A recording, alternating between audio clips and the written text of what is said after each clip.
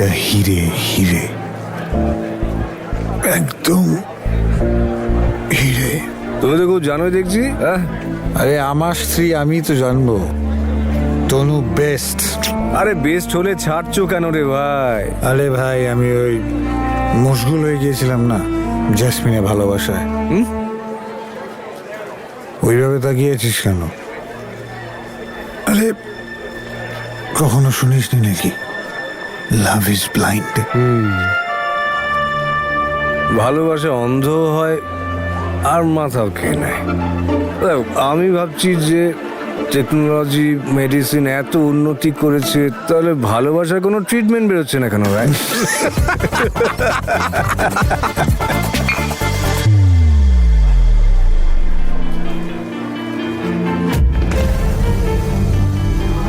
দুদিন বাদে আমার সেই মশগুল ভালোবাসার বিয়ে।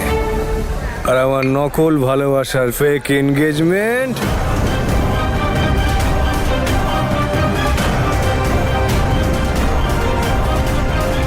পারে ওই কি হলো? Bachelor party. আরে এই আবার কোথাকার ব্যাচেলার পার্টি হলো? ও দাদা, ও দাদা। বাজাও বাজাও, ভালো করে বাজাও। দাদা একটু গান বাজনা হয়ে যা। আরে আমার ভাইয়ের দুদিনের মধ্যে বিয়ে গো। ও দাদা গাও। আরে ও আজকে রাতে তো পার্টি হবে, পার্টি হবে।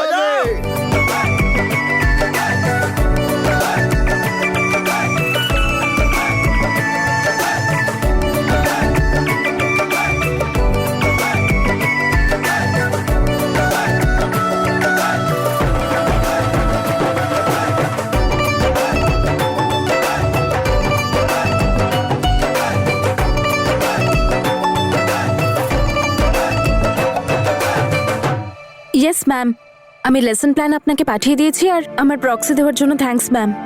আমি তাড়াতাড়ি কলেজ জয়েন করব। হ্যাঁ, অ্যাকচুয়ালি এখন একাডেমির এত রেসপন্সিবিলিটি আছে না, তাই একটু বিজি আছি আমি। হ্যাঁ একদম। Alright ma'am, by.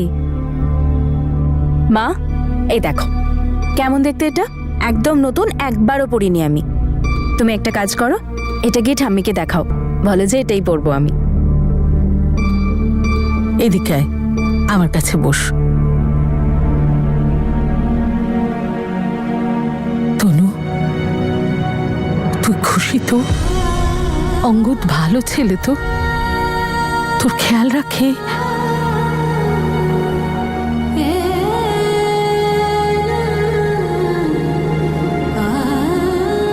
হ্যাঁ মা, তুমি তুমি এসব কেন জিজ্ঞেস করছো?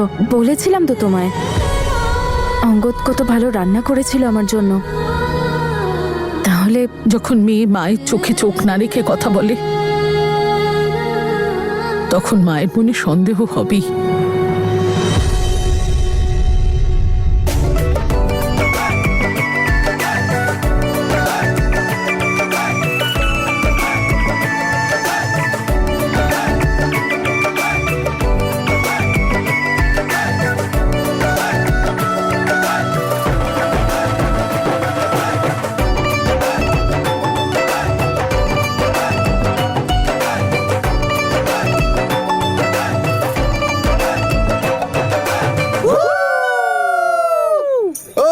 শোনো শোনো শোনো, দুদিন পর তোমাদের ভাইয়ের বিয়ে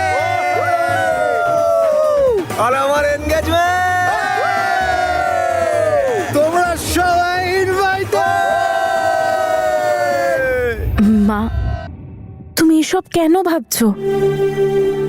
আমি তো কিছু একটা আছে ঠিক মনে হচ্ছে না।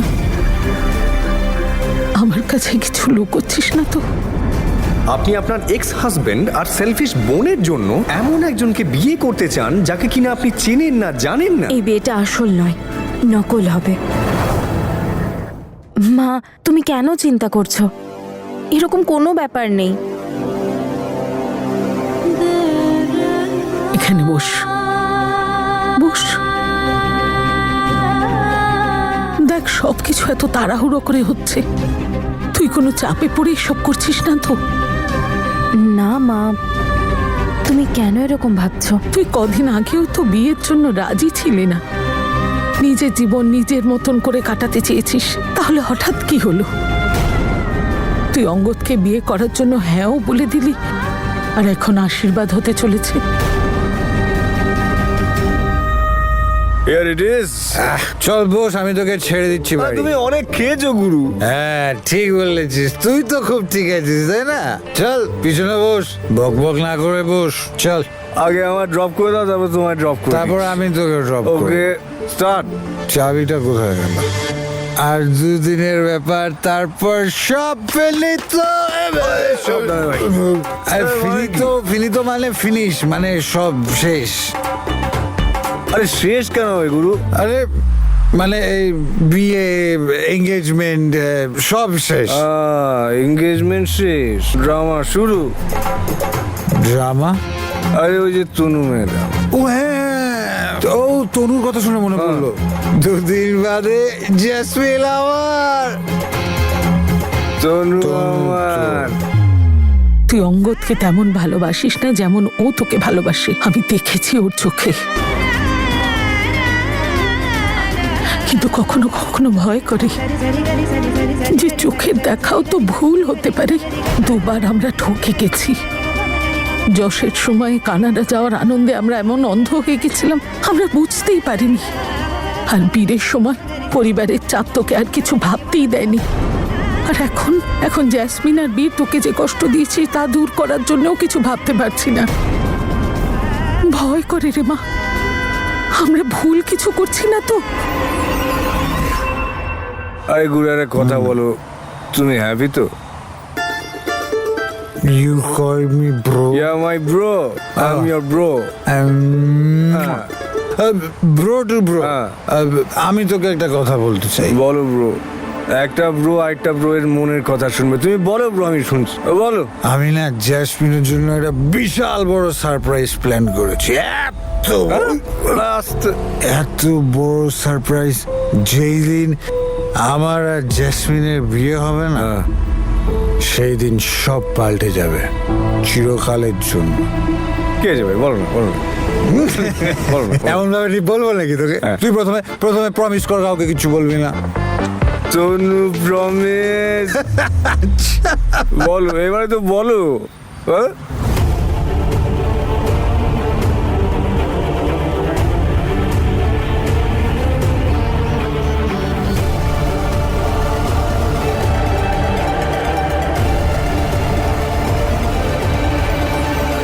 আরে বাইক চলছে, বাইক চলছে। আরে বাইকটা ছাড়ো ভাই।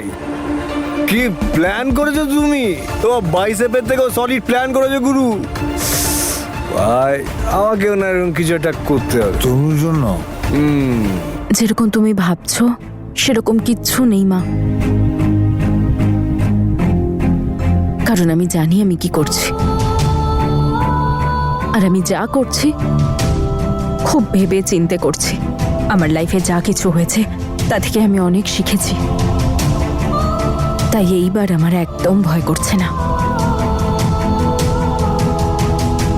আর তুমিও তোমার মন থেকে সব ভয় ছুঁড়ে ফেলে দাও। আমি জানি আমি কি করছি মা, এইবার আমায় কেউ হার্ট করতে পারবে না। সত্যি মা? 100% সত্যি মা।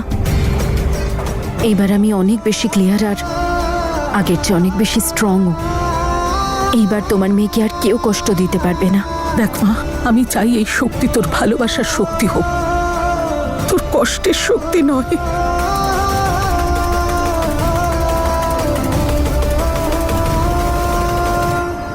ভাই আমি না তনুকে অনেক কষ্ট দিয়েছি, ওকে অনেক কাঁদিয়েছি, অনেক খারাপ কথা বলেছি, ওর বোনের সাথে অ্যাফেয়ার চালিয়েছি, ওকে মানুষের সামনে কত হেয় করেছি। সেই শাস্তি আমি পাচ্ছি কিন্তু, আর সব সময় পেতে থাকবো। কিন্তু তুই যদি তনুকে কাঁদিয়েছিস, আমি তোকে ছেড়ে কথা বলবো না। আমি কিন্তু ব্রো আই প্রমিস